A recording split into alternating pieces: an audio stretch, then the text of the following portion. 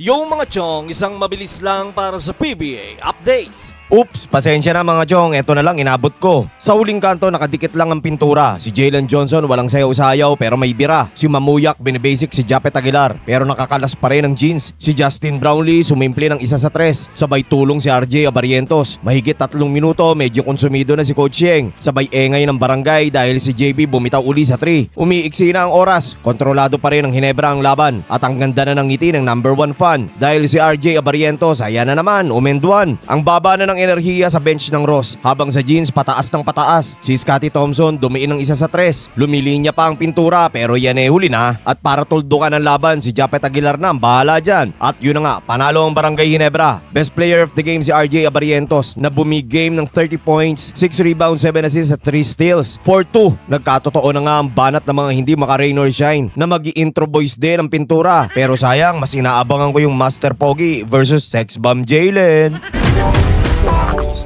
TNT kontra Meralco, mukhang kondisyon si Jason Brickman. Si Patrick may katumalan pero meron ng end one. Habang sa tropa may nagaganap namang ambagan. Si Chris Macolo nagpapainit na naman. Si RR Pugoy nang bubuli sa poste. Bumanat na rin yung kaliwete. Sa tres, 2 na ang tinali. Meron ding nadali. Si Brandon, naiskwala ni Brandon.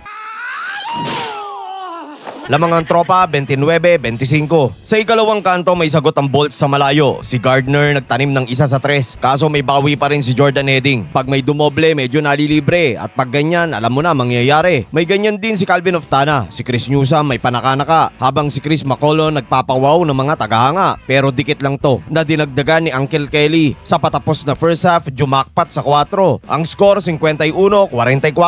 Bago ang ikatlong kanto, ginawad kay Cliff Hodge ang 2,000 bagsak. 2,000 defensive rebounds. Napaganda yung award, mas lalong ginanahan si Hodge. Nakatabla na ang Meralco, maya-maya lang lamang na. Yung mainit kanina, mainit pa rin ngayon. Si Jason Brickman dumali na naman sa tres, pero sa TNT may ganyan din. Si Jordan Heading, nakakalimutan ng Meralco na dito pwedeng pabayaan bukas dahil sigurado makakabutas. Nagpapalitan ng lamang, si Jordan Heading nagpiso-piso sa tres. Sinigundaan pa ni Calvin Oftana, ngayon lamang na naman ang tropa. Sa bandang dulo, ramdam si Patrick Gardner. Nagsisipag, gumamit na ng mahabang galamay. Kaso abante pa rin ang tropang 5G, 79-71. Sa uling kanto si Chris Newsom umenduan. Kaso si Jordan Heading di pa rin masolusyonan. Dumoble numero na ang lamang. Dumagdag pa si Reynang Batak. Sabay walang ano-ano si RR Pugoy sa 4 bumanat. Pero ni-resbakan niya ni Patrick at Bong Quinto. Ang lagay kayo lang daw ang may 4. Rumipit pa nga yan, 4 uli. Pero si Jordan Heading ginagawa ng batsyang ring. Tila pag bumitaw alam mo nang papasok. Kaso si C-Mac graduate. Sabay ang Meralco biglang taas ng singil. Si Cliff Hodge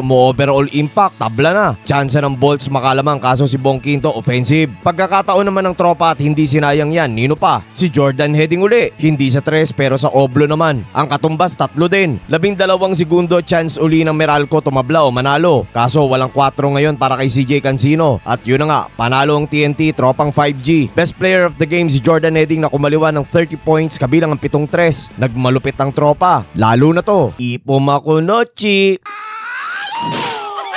Hanggang dito na lang mga chong. Maraming salamat. Hanggang sa muli.